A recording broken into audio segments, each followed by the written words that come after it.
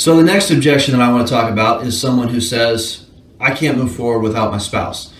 First thing about this objection is, personally, I want to find out about that before I do an inspection. I want to get that out of the way before I do anything at all. So that is why in my pre-close, I'm going to say, so when I come down off the roof, if I find enough damage to justify filing a claim, we'll sit down and file a claim together. Does that work for you? Nod my head, hope I get a yes from them. If they say yes, I'm going to follow up with, is there any reason you wouldn't be able to file a claim today? No, I can do that. Perfect. What I'm hoping to elicit there is, if this is a person who can't make this decision without their spouse there, I don't want to move forward with the inspection. I want them to be prepared that when I come down off the roof, we're going to file a claim. That's a deal that we made before I even got on the roof. So if I find damage, we're going to file a claim together. That's an upfront contract with them. They've agreed to it. That way, when I come down off the roof, if I found damage, I don't need to ask the question again. I know I've asked them. If I find damage, we're going to file a claim. That works for you, right? Now, there's no reason to come down. There's no reason for me to get off the ladder, ring that doorbell, and be like, "Hi, sir, I found damage. Is it okay if we file a claim now?" No, that's not how I move forward. I've already asked them, if I find damage, we're going to file a claim, right? Perfect. So when I come down off the roof, hey, yeah, looks like your roof looks just like the neighbor's roof. You said it was State Farm, right? Perfect. I'm going to go ahead and just get them on the phone. We'll get this claim filed for you. Why wouldn't you move forward? You've already justified that with them. So getting back to the objection that we're talking about. Let's say I'm in my pre-close, or I'm at the door at some point. They're like, I can't let you do an inspection, or I can't file a claim unless my husband's here, my cousin. I need my wife here, or my dog Fluffy, and she's at the she's getting her tail trimmed. Whatever the case may be, I don't care who it is. If someone tells me that they need someone else there to make this decision, I immediately am going into my appointment setting skills. So let me kind of tell you what we want to avoid. So a lot of new people think that giving out their card and having someone smile and nod and pretend like they like you, they think that's a good thing. It is not. When you give someone their card, if you give someone your card and walk away, maybe occasionally they'll call you. Sometimes, yes, they will, but it's not a win. You don't count that as a win in any sense at all. If someone says, I need my husband here, your next step is to go, you want to walk away from that with an appointment. So first step is take control of the agreement, or take control of the conversation. What we don't want to have happen is, hey, I need my husband here. I can't do this without him. So why don't you just give me your card, and I'll have him give you a call and set up a time. You just lost. You lost control of the conversation. You lost the game. Move on to the next one.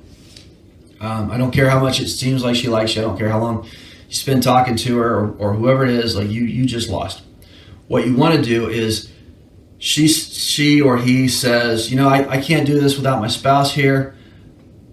That's the one time that I'm going to kind of step on someone in the middle of their sentence, be like, oh, hey, that's completely fine. I completely get it. When's he typically around? He usually gets home about 6 o'clock, or whatever. They're going to give us a time that they're available. I'm going to pull out my phone. Generally speaking, you should probably know your calendar a little bit, so that you don't have to press so many buttons to get to it.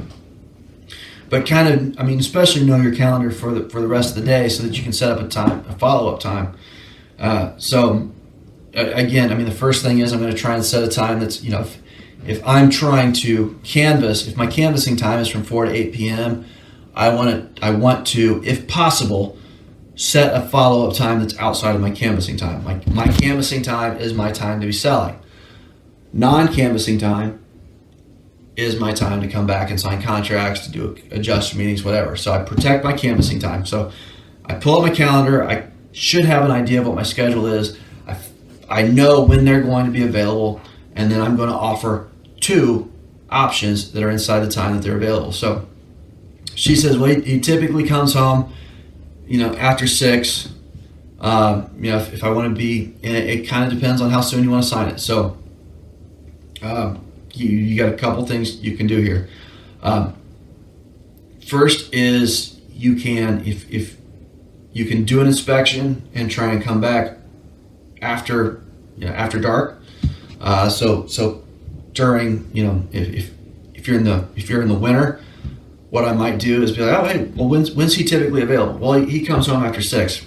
Well, I know I'm probably not going to be doing a lot of canvassing after 6:30 if it's getting dark at 6.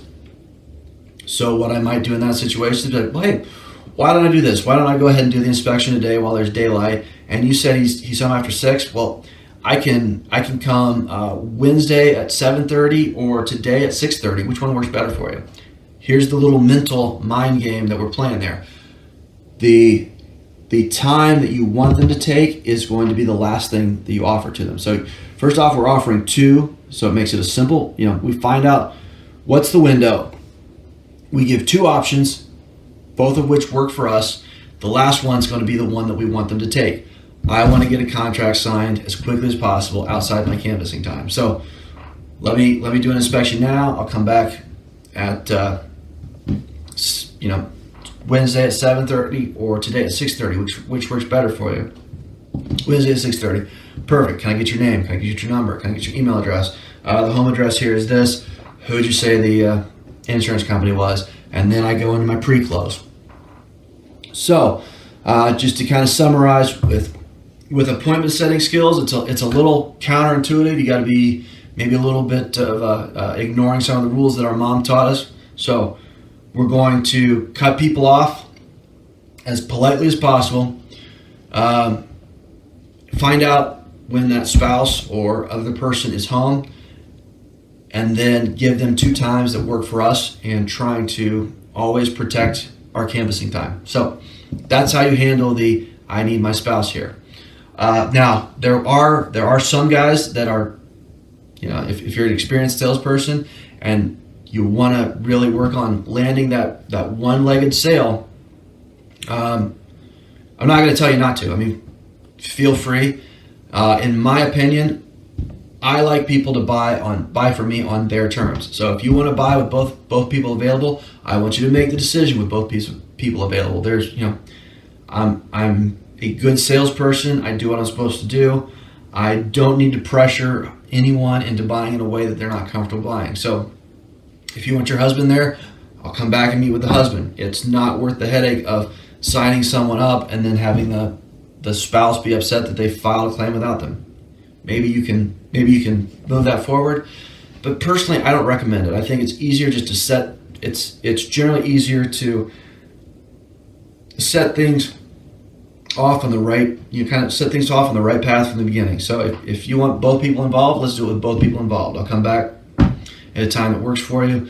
We'll get both people involved, make a decision that works for everybody, and move forward from there. Because it's not just about getting the contract, guys. It's about getting the contract, getting a check, getting a loss sheet, getting everything, basically putting the roof on and getting paid.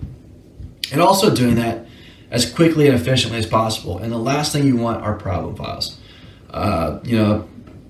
You're gonna have problem files, and you're gonna have files that end up, dealing with someone who's a pain in the ass can take up way more time than it would take you to just go out and sign another contract. So I highly recommend signing contracts on, the buyer's terms. If you want to buy the way that you want to buy for me in the way that you want to buy. If you want both people there, I'm going to come back and sign it that way and get things off on a good start so that things run smoothly throughout the process, because you don't want to sign a contract and be dealing with someone who's your enemy because they're mad that you showed up and pressured the spouse into signing a contract when they weren't there. That's my recommendation, and that's how I'd handle the I need a spouse or someone else there.